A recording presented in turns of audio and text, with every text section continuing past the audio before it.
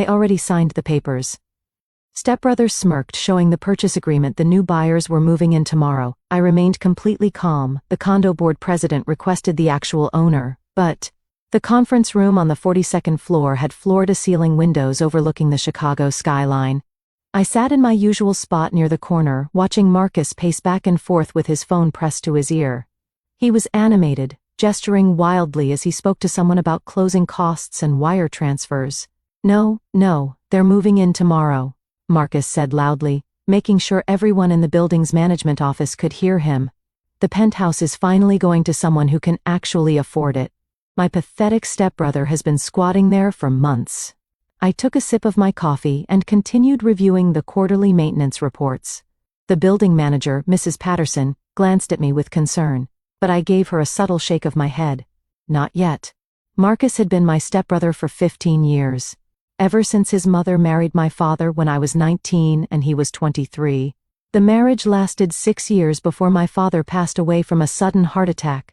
In his will, Dad left Marcus's mother a generous trust fund, and Marcus himself received a substantial cash inheritance, nearly $500,000.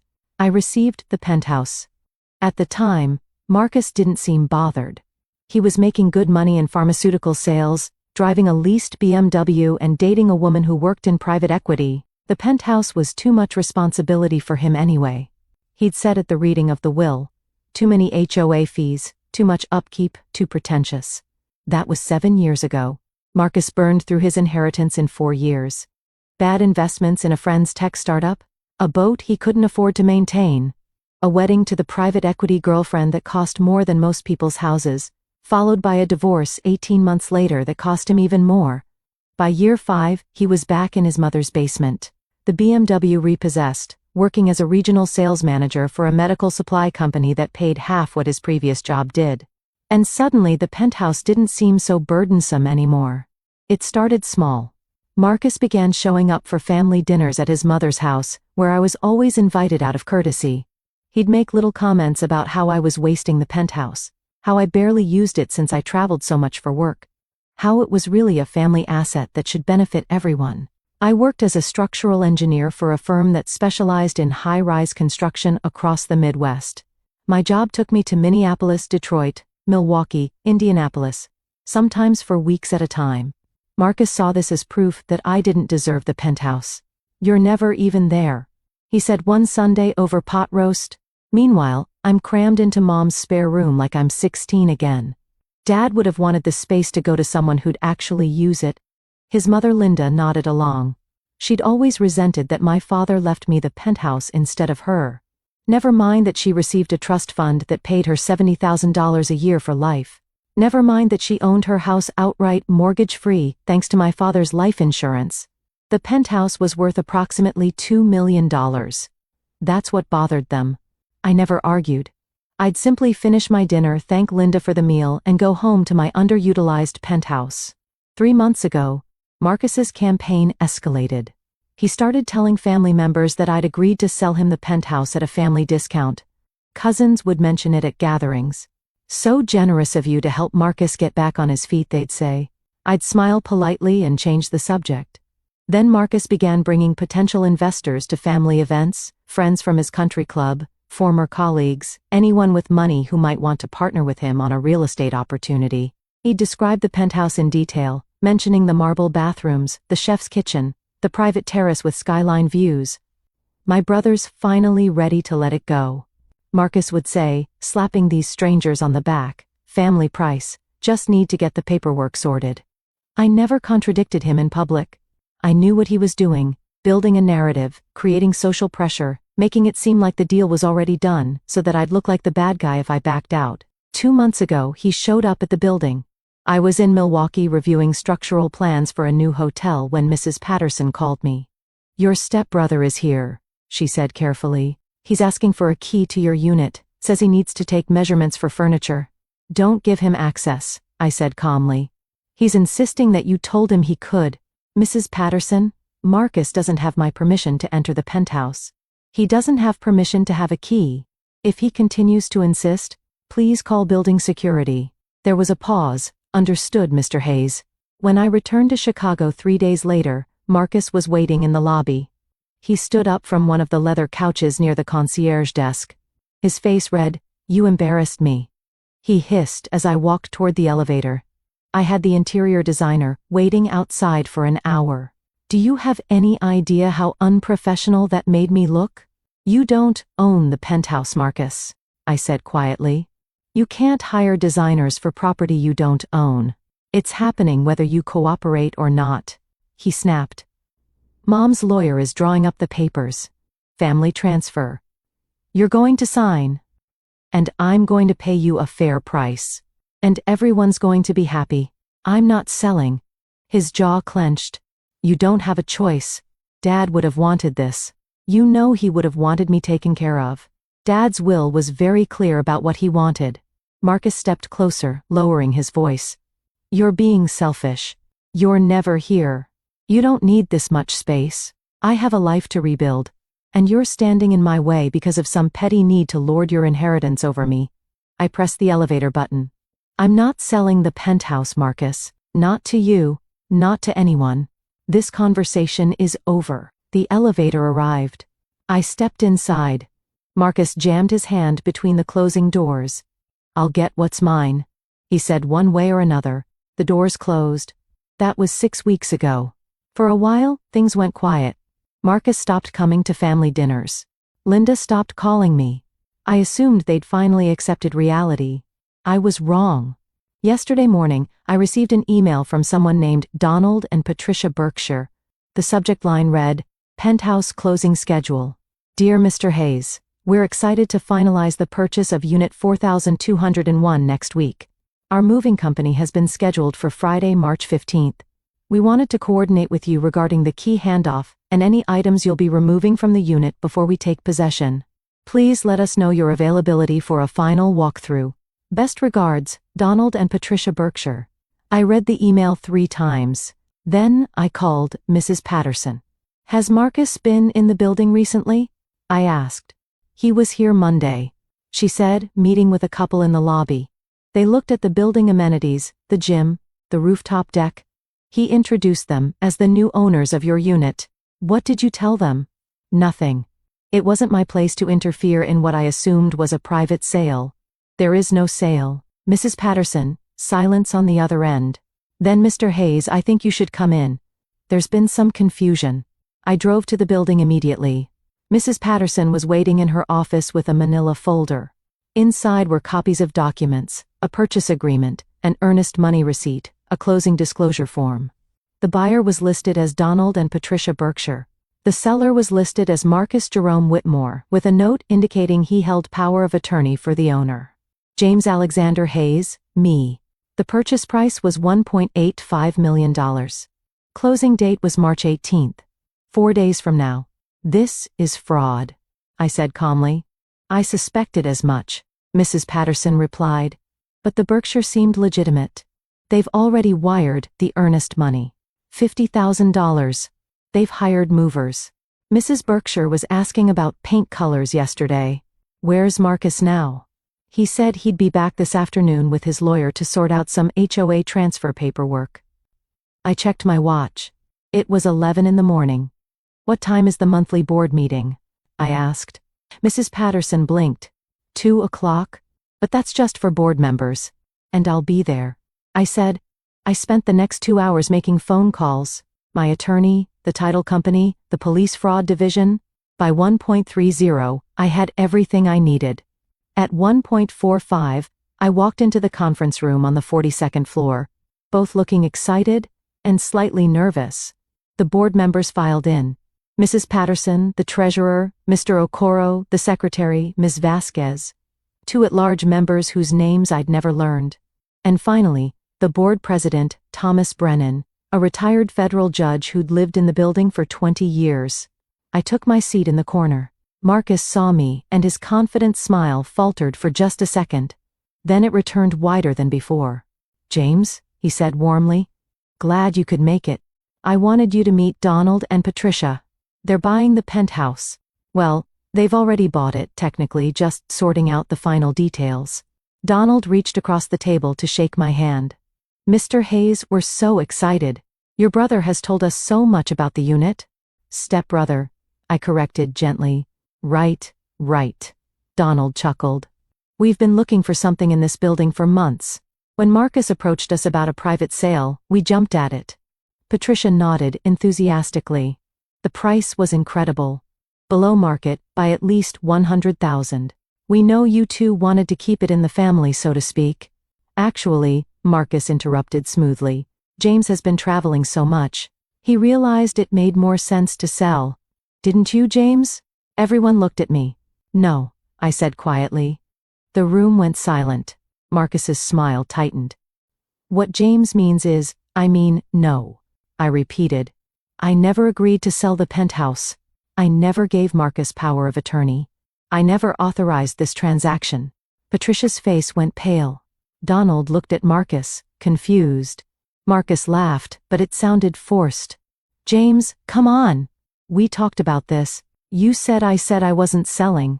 Multiple times. You chose not to listen. Now hold on. Marcus's lawyer interjected. Mr. Whitmore has documentation showing.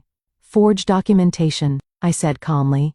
I pulled out my phone and opened my email. I have the original email from the title company sent yesterday confirming that no power of attorney exists on file for Unit 4201. I also have a statement from my actual attorney confirming that I never executed such a document. Thomas Brennan leaned forward. Mr. Hayes, are you saying this sale is fraudulent?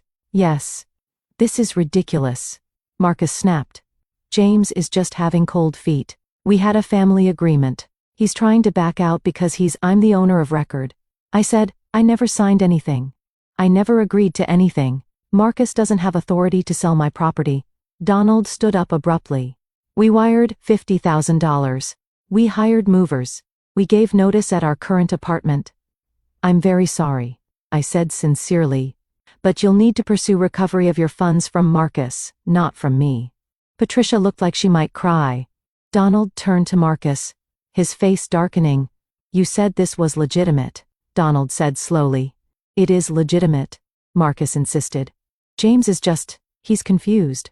He travels a lot. He gets mixed up about. I'm not confused, I said. I'm the sole owner of Unit 4201. I have the deed. I have the title. I pay the HOA fees. Marcus has no legal claim to my property. Marcus's lawyer was flipping through his folder frantically. His face had gone from confident to panicked. Thomas Brennan cleared his throat. Mrs. Patterson, do you have the ownership records for Unit 4201? Mrs. Patterson pulled up a file on her laptop. James Alexander Hayes, sole owner since 2018. No transfers, no liens, no secondary claims. This is insane, Marcus shouted. I'm his family. Dad left him that penthouse. And he's never there. It's sitting empty while I'm manic. While you're committing real estate fraud, Thomas said coldly. It's not fraud. It's family business. Selling property you don't own is fraud, Mr. Whitmore. Forging power of attorney documents is fraud. Accepting earnest money under false pretenses is fraud. Donald was shaking with rage. You told us you had full authority. You showed us papers.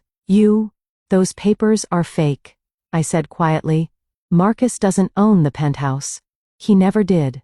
He's been telling people for months that I agreed to sell it to him. I never did. Marcus turned to me. And for the first time, I saw genuine desperation in his eyes. James, please. I need this. I'm drowning. The debt, the pressure, everything. I need this sale to go through. Just sign the papers. I'll give you a fair price. Better than fair. Just don't do this to me. You did this to yourself. I said, we're family. That didn't stop you from forging documents with my name on them. Thomas stood up. Mr. Whitmore, I'm obligated to report this to the authorities. Mrs. Patterson, please call building security, and someone should contact the police. Marcus's lawyer was already packing his briefcase. I was not aware of any misrepresentation, he said quickly. My client assured me all documentation was legitimate, and withdrawing from this matter effective immediately.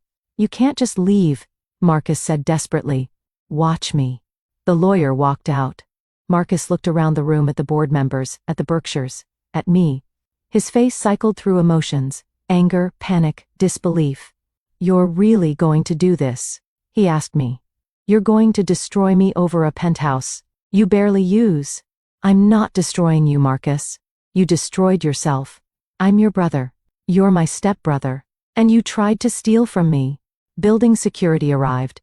2 uniformed officers who looked confused by the situation. Thomas explained briefly.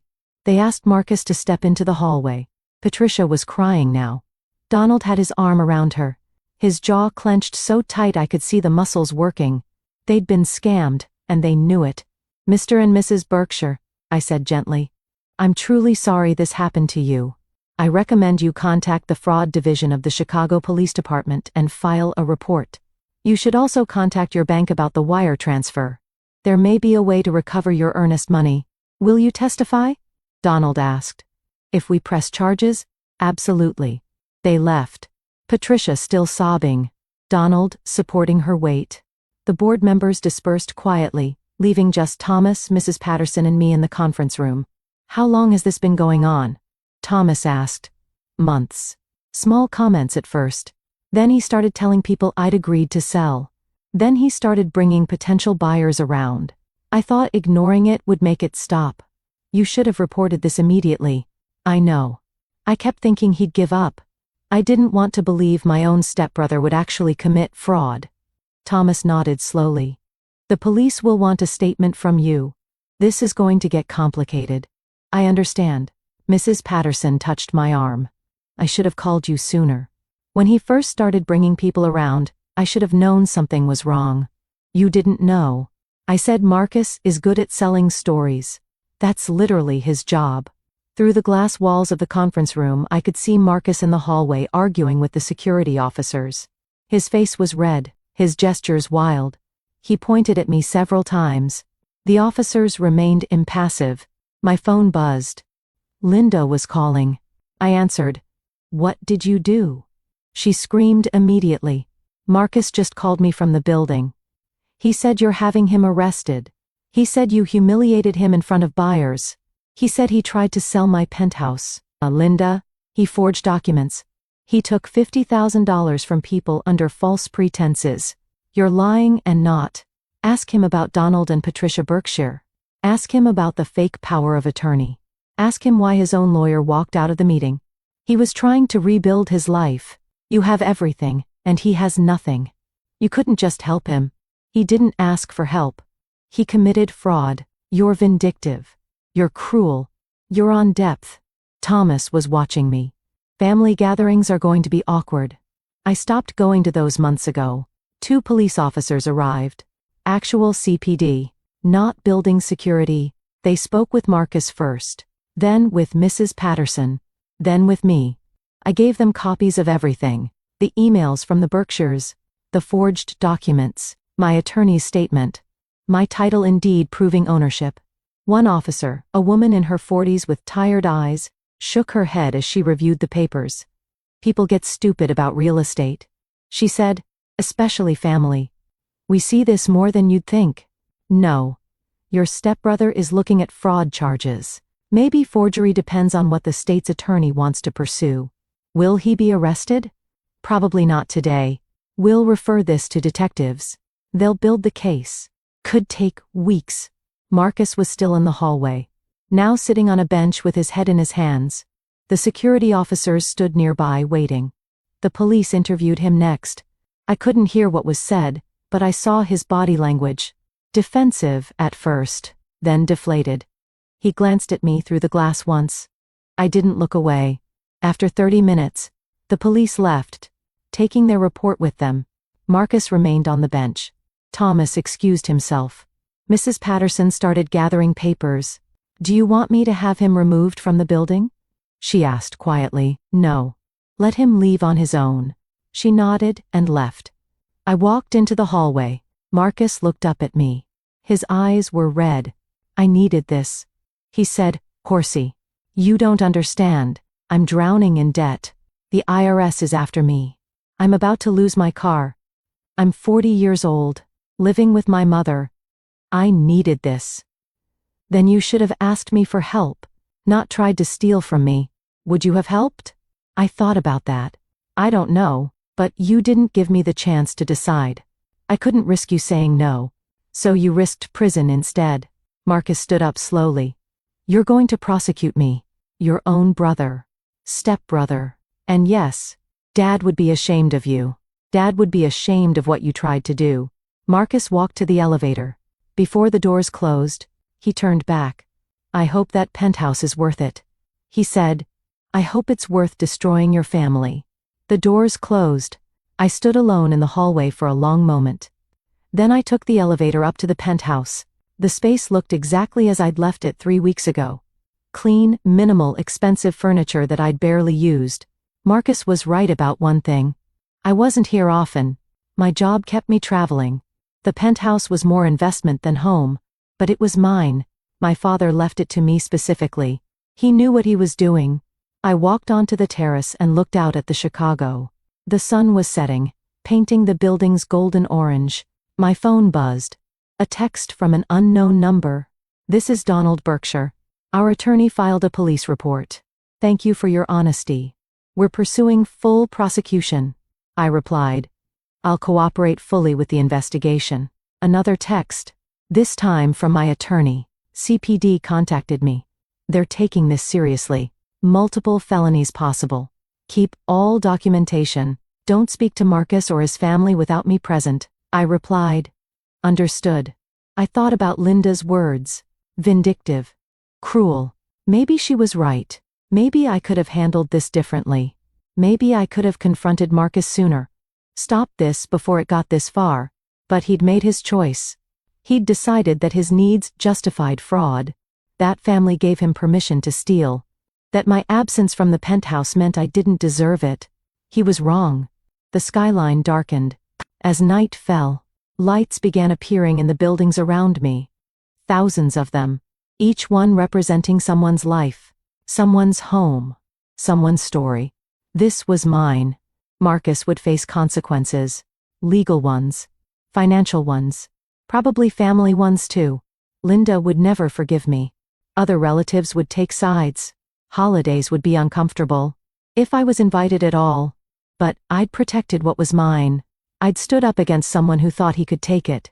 Simply because he wanted it badly enough. My phone rang. Mrs. Patterson. Mr. Hayes. I wanted to let you know. Marcus tried to access the garage. Security stopped him. He claimed he'd parked there earlier and needed to get his car. Had he parked there? No. We checked. I think he was hoping to get into the building again. Okay. Thank you for letting me know. One more thing. The Berkshires left their contact information. They want to testify if this goes to trial. Good. Are you all right, Mr. Hayes? I looked around the penthouse at the marble floors. The designer furniture. The view that cost $2 million. Yeah, I said. I'm all right. After we hung up, I poured myself a drink and sat on the terrace as the city lights multiplied in the darkness. Call my attorney and discuss next steps. Tomorrow I'd coordinate with the police investigation. Tomorrow I deal with the fallout from a family that would never understand why I chose property over loyalty. But tonight I just sat in the home my father left me, the one Marcus tried to take, the one I'd fought to keep. It was quiet up here, 42 floors above the street. It was worth it.